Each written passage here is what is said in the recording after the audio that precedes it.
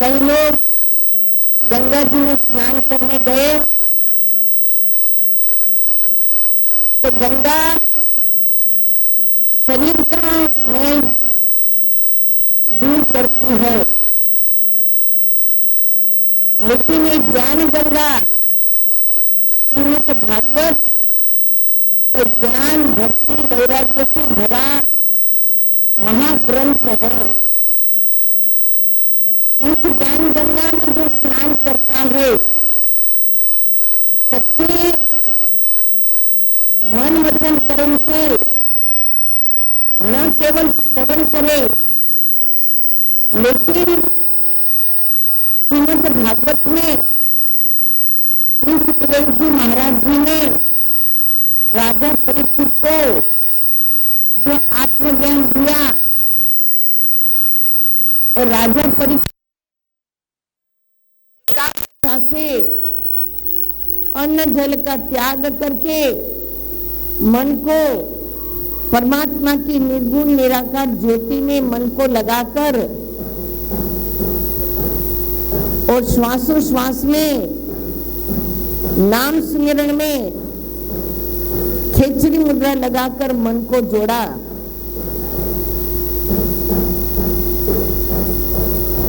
यदि हमने कथा सुनकर राजा परीक्षित की भांति मन को नाम में जोड़ देते हैं तो वास्तव में इस ज्ञान गंगा में स्नान करने का हमें लाभ मिलेगा, हमारी भक्ति भी फलीभूत होगी। तो ये बहुत गहरी बात है। यहाँ केवल सुनने सुनाने का विषय नहीं है, लेकिन समझाने का समझने का विषय है।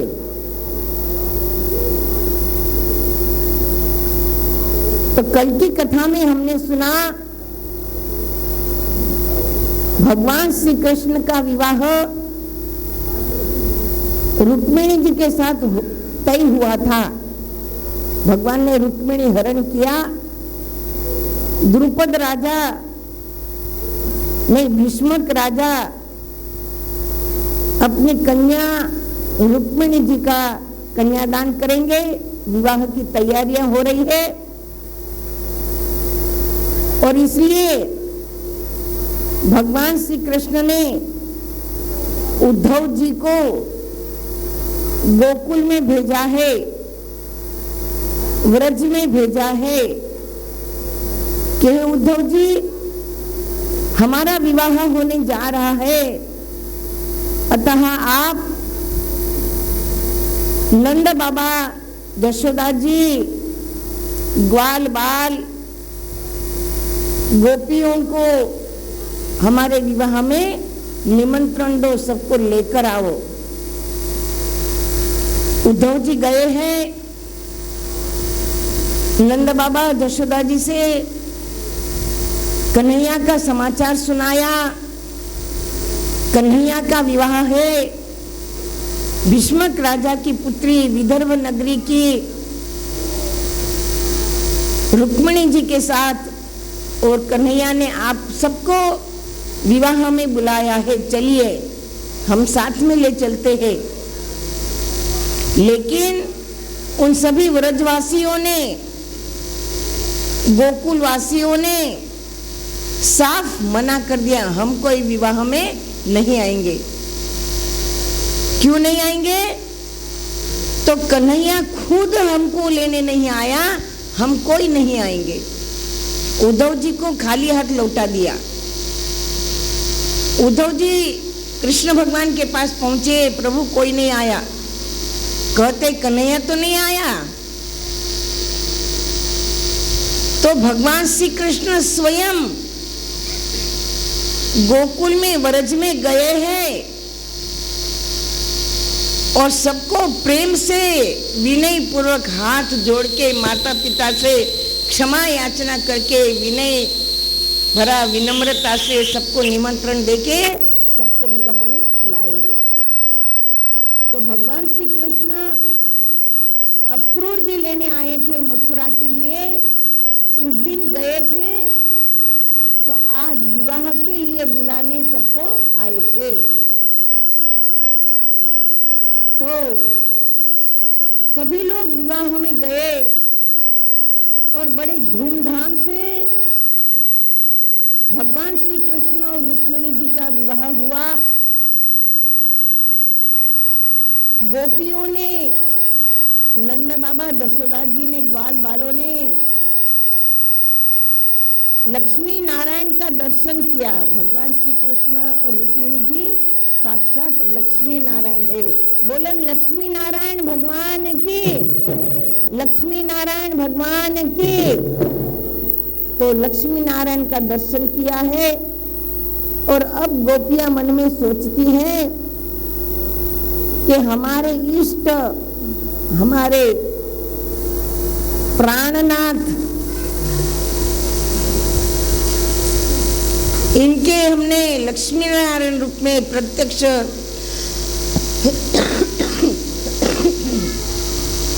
दर्शन किया है, तो अब हमें वापिस व्रज में जाना नहीं है। और गोपियां वहीं रुकी है, भगवान का दर्शन करते हुए और नाम का सुमिरन करती हुई गोपियां वहीं पर अपने साधना करते हुए प्राण को त्यागा है। तो भागवत में लिखा है कि जहां गोपियों को दफनाया था वहां की जो माटी थी वो गोपी चंदन बनी। तो आज भी आप द्वारिका में जाओ तो वहां गोपी चंदन मिलता है। गोपियों ने जिस कुंड में स्नान किया था उसको गोपी कुंड नाम दिया गया है। ये प्रेरणा देती है गोपियां कि जैसे निश्चल, निर्विकार, निष्कंटक भक्ति गोपियों की भगवान के श्री चरणों में थी, वैसी भक्ति हम भी करें। श्रीमद् भागवत में गोपियों की बड़ी महिमा गाई है, क्योंकि गोपियों का जो परमात्मा के प्रति प्रेम है। एक जगह तो गोपियां जब भगवान व्रज में थे तो ब्रह्मा जी को उलाहना देती है कि हे ब्रह्मा जी, आपने ये पलके दी है तो पलके पल दो पल नीचे आती है, तो उतना क्षण हम कन्हैया के दर्शन बिना रह जाती है, तो आपने पलके क्यों दी। तो आप सोचिए कितनी बड़ी बात है कि पलके पल दो पल के लिए नीचे ऊपर होती है, उतना क्षण भगवान के दर्शन के बिना रह जाती है। तो कितना गोपियों का भगवान के चरणों में शुद्ध प्रेम है, शुद्ध, उसमें कोई विकार नहीं है, निर्विकार। तो ऐसा प्रेम हमारा भी भगवान के चरणों में होना चाहिए। ऐसा संकेत श्रीमद् भागवत द्वारा हमें मिलता है। और ऐसे ही भक्तों की कथा, भक्तों के दृष्टांत, भक्तों के चरित्र श्री सुखदेव जी ने राजा परीक्षित को सुनाया। लेकिन परीक्षित तो 7वें दिन उनकी मृत्यु होने वाली थी, तो पक्की बात थी, क्योंकि श्राप जो मिला था। तो परीक्षित को तो इसकी कोई आवश्यकता नहीं थी। एक सुसु कहाँ बज रहा है? सारे बटन बंद करो बना, माइक के सारे बटन बंद करो, थोड़ा बोलिए, सुसु कहाँ बज रहा है? तो परीक्षित को तो अब ये बैराग की बातें सुनने का कोई मतलब नहीं रहता है। और आप देखिए रामायण में भी भगवान श्री रामचंद्र जी ने शबरी बाई को नवधा भक्ति में प्रथम भक्ति संतन कर संगा ये समझाया। तो शबरी ने तो उसी समय भगवान श्री रामचंद्र जी के चरणों में आज्ञा लेकर प्राण त्यागे थे। और भगवान ने कहा भी कि मम दर्शन फल परम अनुपा, जीव पावई सहज निज स्वरूपा। भगवान कहते शबरी, तुमने हमारा दर्शन किया और उसका फल है कि जीव सहज में निज स्वरूप को प्राप्त करता है। तो शबरी की तो मुक्ति हुई, परीक्षित की मुक्ति हुई। उनको तो प्रथम भक्ति संतन कर संगा की गरज नहीं थी। परीक्षित को बैराग का सत्संग सुनाया गोपियों का, वैसे अब परीक्षित को जरूरत नहीं थी क्योंकि उनकी तो मुक्ति होने वाली थी। तो ये किसके लिए सुनाया, ये समझने की बात है। ये किसके लिए समझाया कि आने वाली समाज की पीढ़ियों को इसका बोध हो, इसकी शिक्षा मिले, इसकी प्रेरणा मिले। इसलिए ये सारी बातें धर्म ग्रंथों में अनुभव से जो प्रत्यक्ष घटित हुई है, ये बातें शास्त्र के निमित्त मानव को समझाया गया है। तो शास्त्र में कोई कल्पित बातें नहीं लिखी गई है, गाल पुराण की बातें नहीं लिखी गई है। 16 पुराण है और 17वां पुराण कलयुग में गाल पुराण है। गाल पुराण समझते, सुना है कभी? गप्पा जो मुंह में आया वो बोल दिया, गाल पुराण है ना। जो दिमाग में आया, जो मन में आया वो बका। कोई मतलब की बात नहीं, कोई उसमें से सार निकलता नहीं, कोई उसमें लेना देना फायदा नहीं है, पर बस बोलते जाओ बोलते जाओ बोलते जाओ। गाल पुराण, कोई मतलब की बात नहीं। तो आज कलयुग में ऐसी ही बातों का बोलबाला है, लेकिन उससे जीवन में कोई लाभ होता नहीं है। लेकिन जो 16 शास्त्र लिखे गए, 16 पुराण लिखे गए, 4 में 6 शास्त्र 18 पुराण, तो पुराणों की जो बातें हैं वो 3 लोक 9 खंड 4 युग 4 दिशाओं में देश काल समय परिस्थिति के अनुसार अनुभव सिद्ध है। इसलिए उसका मायना है, इसलिए लोग उसको सुनते हैं, पढ़ते हैं, सुनाते हैं, उससे प्रेरणा लेते हैं। तो इस तरह से गोपियों का गोपी चंदन बना, गोपी तालाब बना और बड़े हर्ष के साथ रुक्मिणी जी के यहाँ प्रद्युम्न का जन्म होता है। ये प्रद्युम्न कौन थे? तो ये प्रद्युम्न कामदेव के अवतार थे, जो भगवान शिव जी ने जब हिमालय पर तपस्या करी थी और उसमें तारकासुर का बड़ा अत्याचार था और तारकासुर को व्रत जो है वरदान मिला था कि शिव पुत्र के हाथों ही तारकासुर की मृत्यु होगी। और इसलिए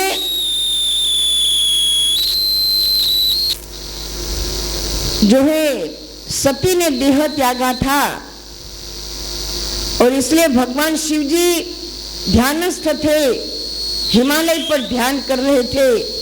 अब शिव जी का दूसरा विवाह पार्वती जी से हो और पार्वती जी के पुत्र द्वारा तारकासुर का वध हो सकता था, और इसलिए देवी देवताओं ने भगवान शिव जी की समाधि भंग करने कामदेव को भेजा था।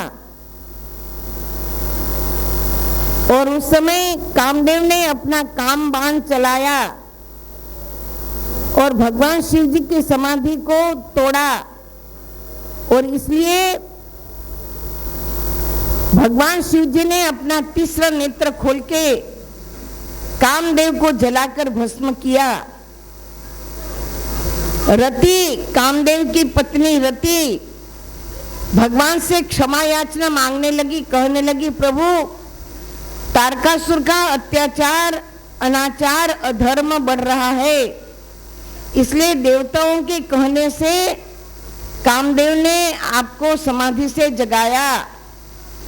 हमारा कोई दोष नहीं है, मेरे पति कामदेव को क्यों मारा, क्षमा करो प्रभु, क्षमा करो।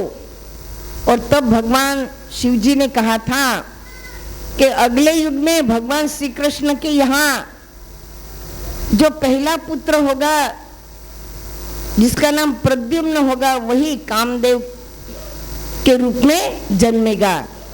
तो आज भगवान श्री कृष्ण और रुक्मिणी जी के यहाँ प्रद्युम्न का जन्म हुआ है, जो कामदेव का अवतार है।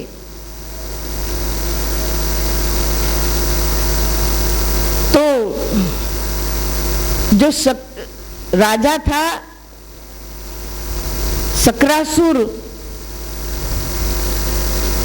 तो उसे कामदेव के हाथों मरने का श्राप था और इसलिए उसने प्रद्युम्न का हरण किया। लेकिन भगवान की शक्ति, भगवान की लीला माया से प्रद्युम्न उसी नगर में बड़े हुए और प्रद्युम्न ने उस शक्रासुर को मारा, रति से विवाह किया और प्रद्युम्न और रति द्वारा अनिरुद्ध का जन्म हुआ और अनिरुद्ध का विवाह शोणितपुर के राजा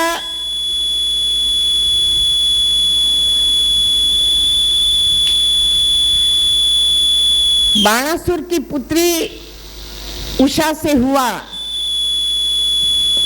और इस तरह से ये वंश विस्तार समझाया गया।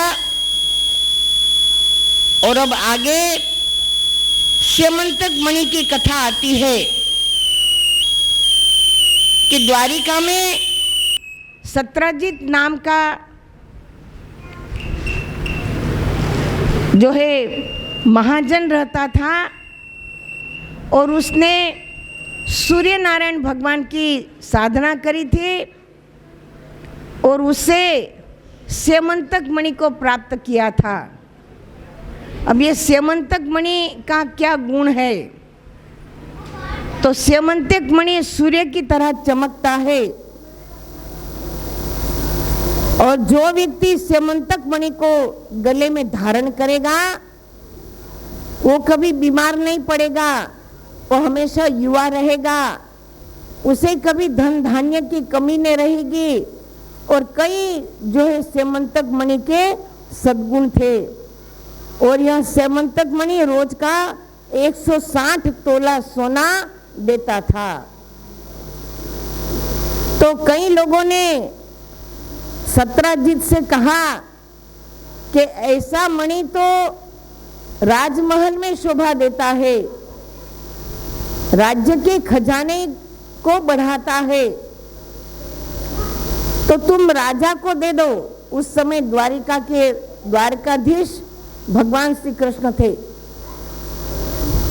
तो सत्रजित ने मना किया, लेकिन एक दिन सत्रजित का भाई प्रसन्नजित उस मणि को गले में धारण करके जंगल में शिकार करने गया और वहां उसे हिंसक पशु प्राणियों ने मार डाला और वह स्यमंतक मणि पशु मुंह में उठाकर भागे और किसी गुफा में जाके रख दिया। माइक ठीक करो ना भाई, कितनी खोटी आवाज आती है, ये इसकी आवाज भी कम है हमारी। तो इस तरह से जब प्रसन्नजित वापिस नहीं आए तो सत्रजित ने भगवान श्री कृष्ण पर आरोप लगाया कि आपने ही स्यमंतक मणि चुराया है मेरे भाई को मारकर। तो भगवान श्री कृष्ण के ऊपर झूठा चोरी का आरोप लगा। शास्त्र में लिखा है कि जो व्यक्ति भादो सुद चतुर्थी का चांद देखता है उसके ऊपर झूठा चोरी का कलंक आरोप लगता है।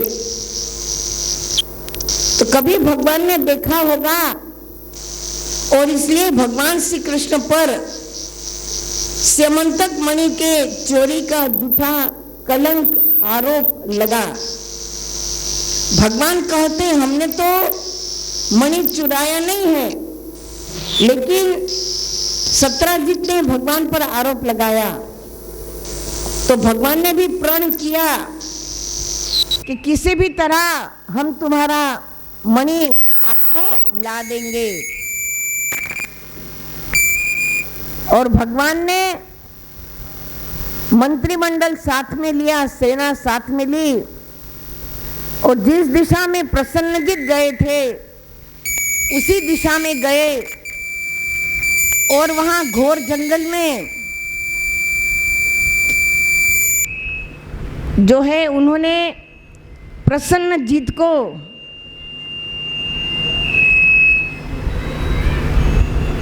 मरा हुआ देखा। हिंसक प्राणी उन्हें खा गए थे। वहां से प्रसन्नजित के वस्त्र लाए और फिर भगवान आगे स्यमंतक मणि की खोज में निकले।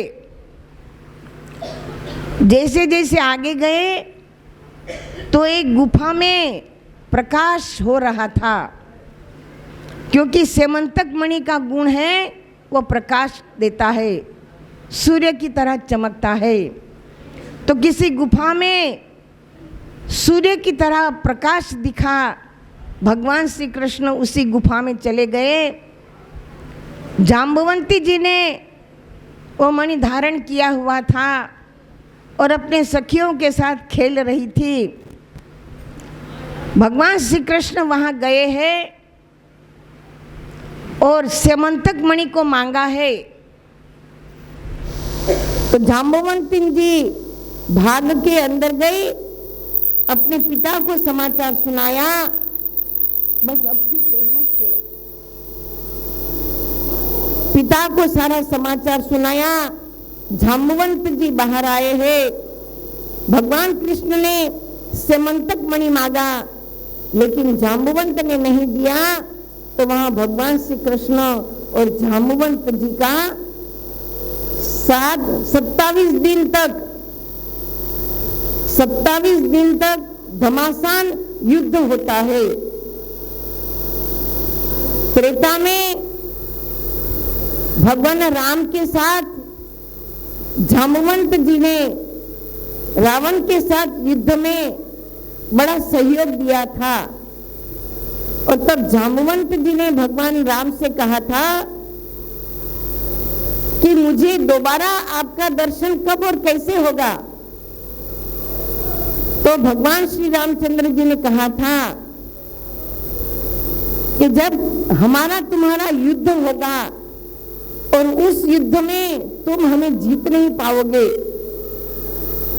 तब समझ लेना कि हम तुम्हें दर्शन देने आए हैं। तो अब ये वही समय था। 27 दिन तक जाम्बवंत जी और भगवान कृष्ण का घमासान महायुद्ध होता है, द्वंद्व युद्ध होता है। लेकिन जाम्बवंत जी भगवान कृष्ण को कोई हानि नहीं पहुंचा सके।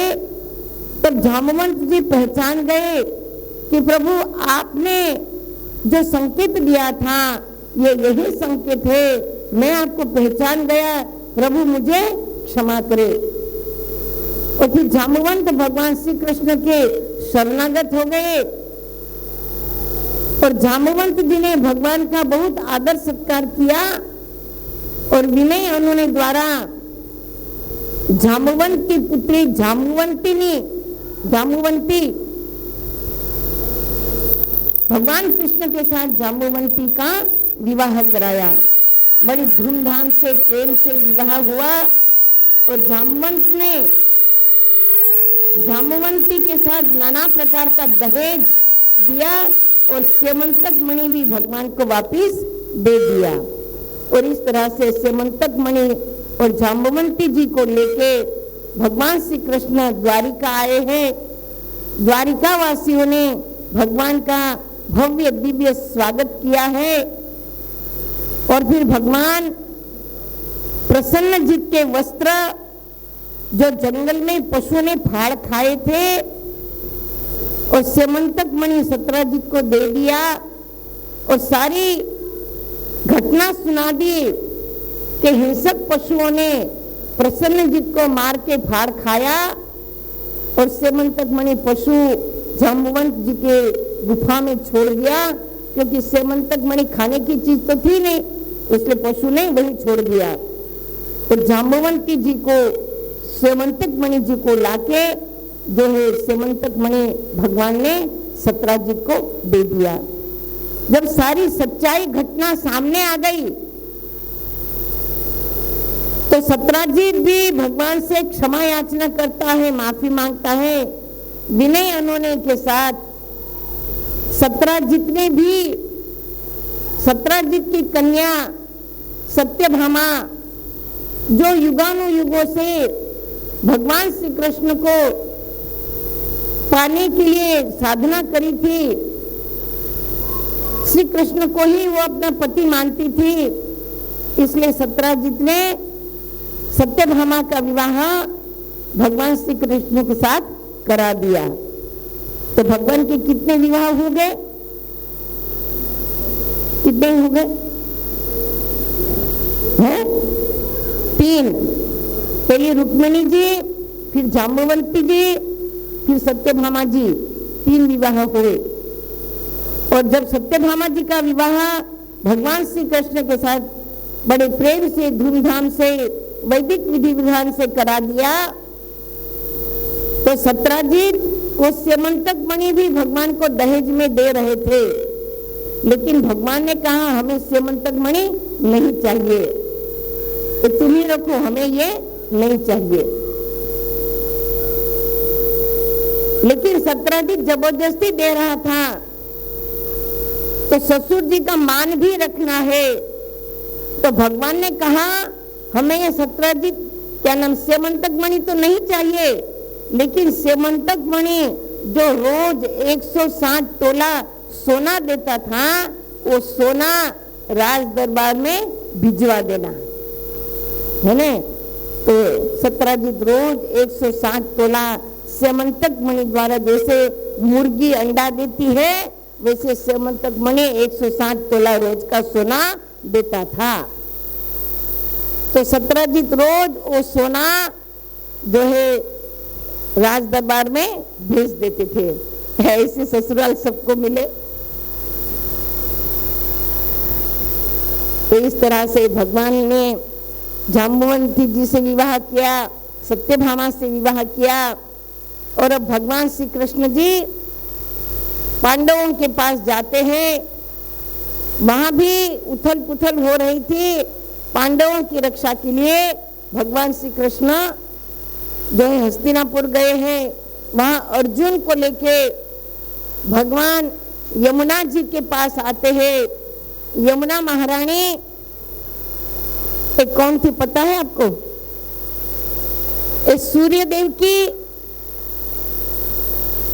और संध्या की पुत्री यमुना महारानी, यमराजा, ये दोनों भाई बहन, सूर्य भगवान और संध्या उनकी पत्नी, इनके पुत्र थे।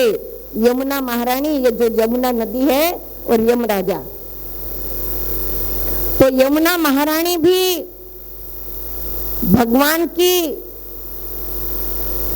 पति रूप में जन्मों जन्मांतर से साधना करती थी कि ईश्वर को अपना पति रूप में वर्ण करूं। और इसलिए जब भगवान श्री कृष्ण और अर्जुन यमुना महारानी जी के पास आए तो यमुना महारानी जी ने भगवान के चरण पखारे हैं, भगवान को वंदन किया है, प्रार्थना करी है, और वहाँ भगवान श्री कृष्ण और यमुना जी का भी विवाह होता है। और हमारे ज्ञानी संतों ने वहाँ एक भजन गाया है, बहुत सुंदर भजन है, आप सभी लोग भी लाभ लीजिए। बोल श्री कृष्ण कन्हैया लाल की। तीनों लोकन से न्यारी राधा रानी हमारे,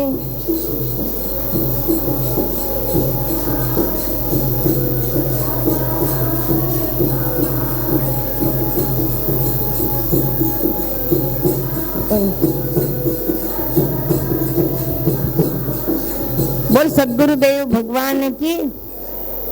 मीठे रस से भरोड़ी महारानी लागे, महारानी लागे, मने प्यारो प्यारो जमुना जीरो पानी लागे। मीठे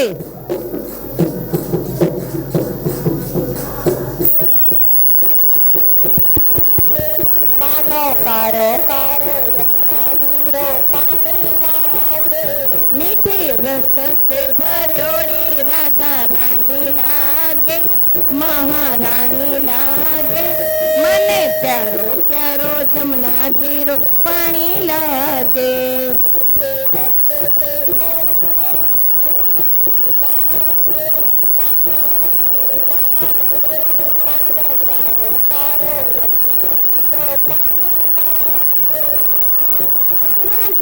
प्यारी प्यारी राधा गोरी गोरी,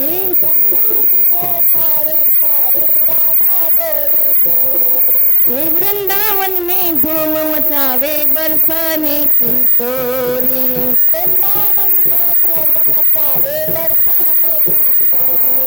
रस रूप की रसीली व्रज धानी लागे, महारानी लागे, मन्ने प्यारो प्यारो जमुना जीरो पानी लागे।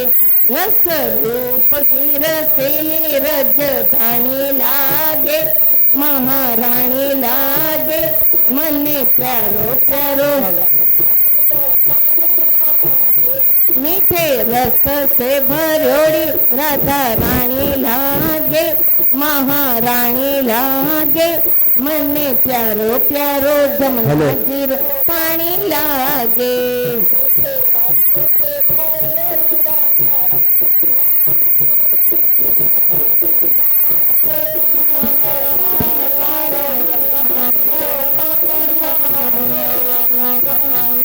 राधा शक्ति यमुना भक्ति ये दोनों है महान।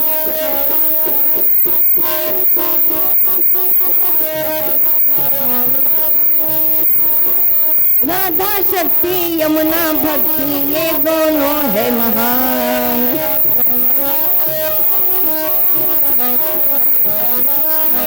जो कोई इनका ले ले सहारा हो जाए कल्याण।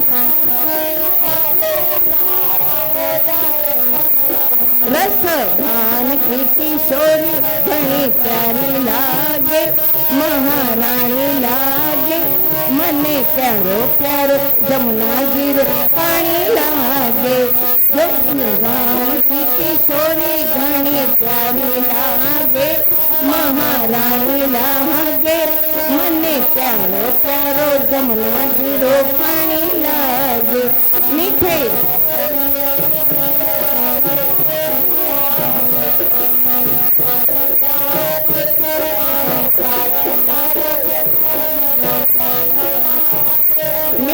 रस से भरोड़ी राधा रानी लागे, महारानी लागे, मने कारो कारो यमुना को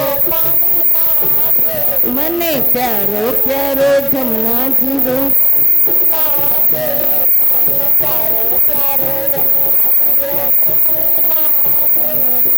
ना भावे मने माखन मिश्री अपना कोई मिठाई।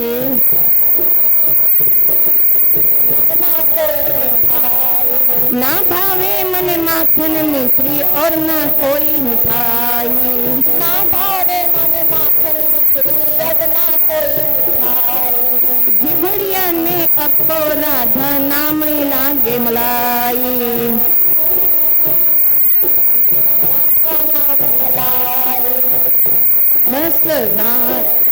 बस मान की किशोरी गुण धारी लागे, महारानी लागे, मने प्यारो प्यारो जमुना जीरो पानी लागे। रस भान की किशोरी गुण धारी लागे, महारानी लागे, पारो पारो मीठे रस से भरोड़ी राधा रानी लागे, महारानी लागे, मने प्यारो प्यारो जमुना जीरो, मीठे रस से भरोड़ी गाइए। महारानी लागे मानो कारो कारो यमुना जीरो पानी लागे। राधा राधा जो कोई गावे निस दिन आठोयाम, राधा राधा जो कोई गावे निस दिन आठोयाम, राधा राधा जो कोई गावे निस दिन आठोयाम, राधा राधा जो कोई गावे निस दिन आठोयाम, उनकी बाधा दूर करेगा राधा राधा नाम, उनकी बाधा दूर करेगा राधा राधा नाम, राधा नाम से सकल जिंदगानी लागे, महारानी लागे, मने प्यारो प्यारो जमुना जीरो पानी लागे। राधा नाम से जिंदगानी लागे, महारानी लागे, मानो कारो कारो यमुना जीरो पानी लागे। राधा नाम से सकल जिंदगानी लागे, महारानी लागे, मने प्यारो प्यारो जमुना जीरो पानी लागे। हमें रस से भरोड़ी राधा रानी लागे, महारानी लागे, मानो कारो कारो यमुना जीरो पानी लागे। मीठे रस से भरोड़ी राधा रानी लागे, महारानी लागे, मने प्यारो प्यारो जमुना जीरो पानी लागे। मीठे रस से भरोड़ी राधा रानी लागे, महारानी लागे, मानो कारो कारो यमुना जीरो पानी लागे। जमुना जीरो पानी लागे, माने कारो कारो यमुना जीरो पानी लागे। बोल जमुना महारानी जी की, जमुना महारानी जी की। तो इस तरह से भगवान के 4 विवाह हुए हैं और आगे भी उनके 4 विवाह बताए, जिनका नाम था भद्रा, सत्या, लक्ष्मणा और मित्रवृंदा। ये चारों 4 और 4 8 ये अष्टपटरानियां भगवान श्री कृष्ण की कहलाई। इन सभी 8 महारानियों ने जन्मों जन्मांतर तक ईश्वर को पति रूप में पाने के लिए निश्चल साधना करी थी, निर्विकार साधना करी थी, निष्काम साधना करी थी। तो इसलिए इनकी कथा कहानी दृष्टांत समझाया जाता है कि इन्होंने जैसी साधना करी फिर जो फल पाया, तो वैसी साधना हम भी करें ताकि हमारी भी साधना फलीभूत हो। फॉर्मेलिटी की साधना से भक्ति फलीभूत नहीं होती, लेकिन उसके पीछे मन वचन कर्म समय पैसा सब कुछ, पैसा ना लगाए लेकिन मन वचन कर्म तो लगाना ही पड़ेगा। ध्यान में बैठे हैं तो मन को ध्यान में लगाना पड़ेगा, तब जो है हमारा कनेक्शन भगवान से जुड़ता है। आप यहाँ नाम का सुमिरन करते हो, वो तार सीधा भगवान जिसके नाम का चिंतन होता है वो तार वहां पहुंचता है, वो भक्ति हमारी सिद्ध होती है। एक प्रैक्टिकल बात है। यदि मैं यहाँ बैठी बैठी किसी का चिंतन करूं और जिसको मैं याद करूं, सामने वाले के हृदय में वो तार पहुंचेगा, वो भी उस समय हमको याद करता होगा। अब देख लेना। तो व्यवहार में जब ऐसा होता है ना, कहते हैं हम आपको याद ही कर रहे थे, आप आ गए, है ना। तो जब व्यवहार में ऐसा होता है तो क्या भगवान नहीं सुनता है हमारी आवाज? यदि हम सच्चे मन से नाम का सुमिरन करते हैं, ध्यान करते हैं, सेवा करते हैं, तो ये हमारा कनेक्शन भगवान के साथ जुड़ता है, एक फाइनल बात है। फिर जो जिसकी जिस रूप में साधना हो, तो ये बात फाइनल है कि हम भगवान का सच्चे मन से सुमिरन करें।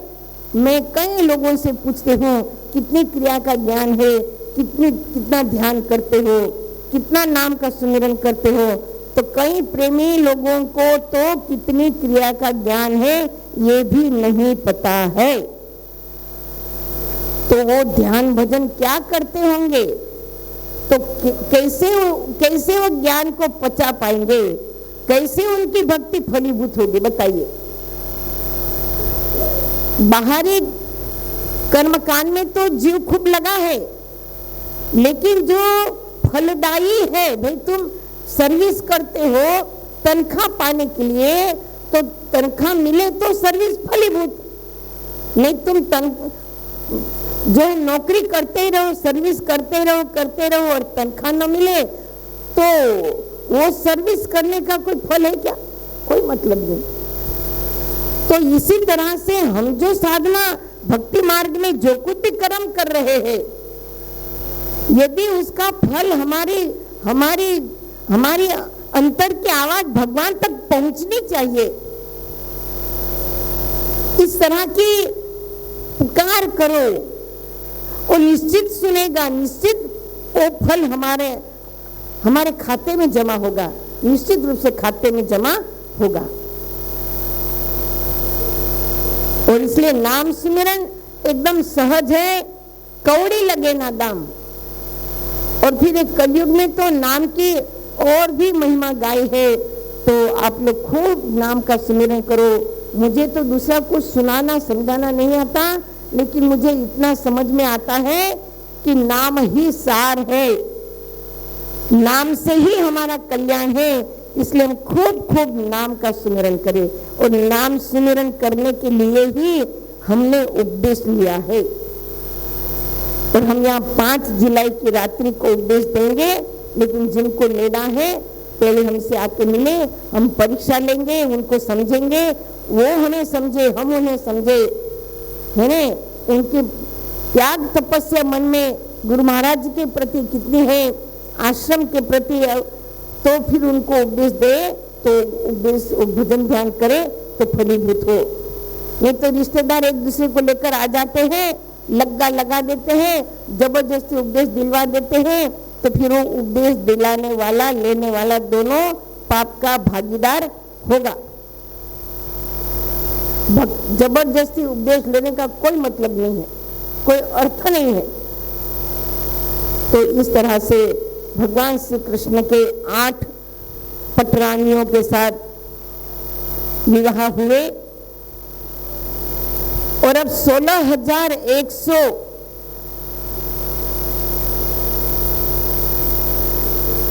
जो वेदों की ऋचाएं हैं, वेदों के मंत्र हैं, वेदों के श्लोक है, उसको ऋषि मुनियों ने रटा, खूब पचन किया, खूब पाठन किया। इतना करने पर भी भगवान नहीं मिले, और तब वे 16,100 श्लोक मंत्र कन्या रूप धारण किया, और वो कन्याओं को भौमासुर ने अपनी कैद में रखा। भौमासुर की कैद में रहते हुए भी वो 16,100 राजकुमारियां भगवान का निरंतर ध्यान करती है, चिंतन करती है, आर्तनाद से पुकारती है, और इसका ये परिणाम हुआ कि भगवान श्री कृष्ण और सत्यभामा अपने गरुड़ आसन पर बैठकर जो है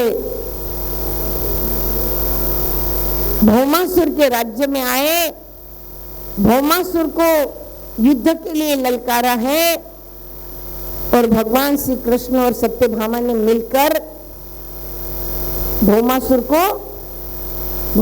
का उद्धार किया है। तो भूमि का पुत्र भौमासुर है। तो भूमि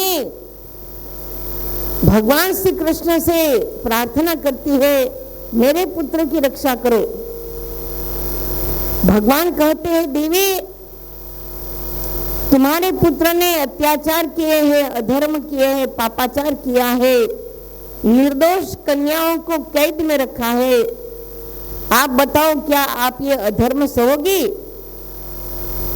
और तब भूमि धरती माता ने भगवान से भौमासुर के उद्धार की प्रार्थना करी और इस तरह से भगवान श्री कृष्ण ने भौमासुर का उद्धार किया और भौमासुर के कैद से 16,100 राजकुमारियों को मुक्त किया। अब ये 16,100 राजकुमारियां भगवान से प्रार्थना करती है कि भगवान अब हम कहाँ जाए? भौमासुर की कैद से लंबे समय के बाद मुक्त तो आपने हमें कराया, लेकिन अब हम कहाँ जाए?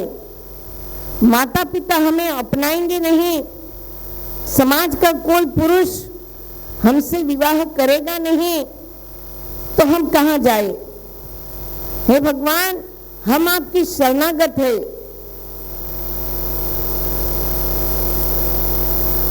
या तो आप शरण में ले लो या हम आपके चरणों में प्राण त्याग देंगे। क्योंकि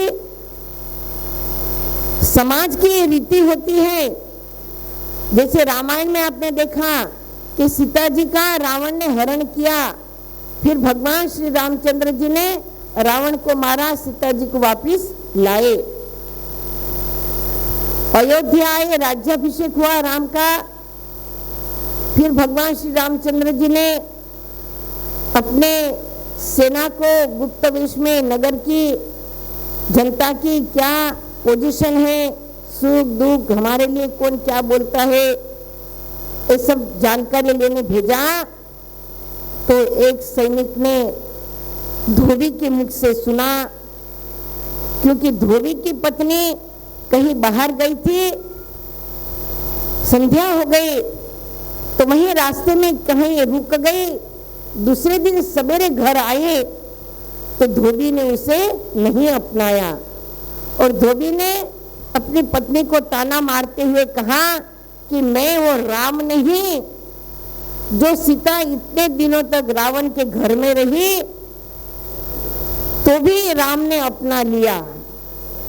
तो उस समय की ऐसी प्रथा थी कि घर की स्त्री रात्रि को अकेली कहीं बाहर रह जाती है तो उसके ऊपर दूसरा ही आरोप लग जाता है और पुरुष उसे अपनाते नहीं है।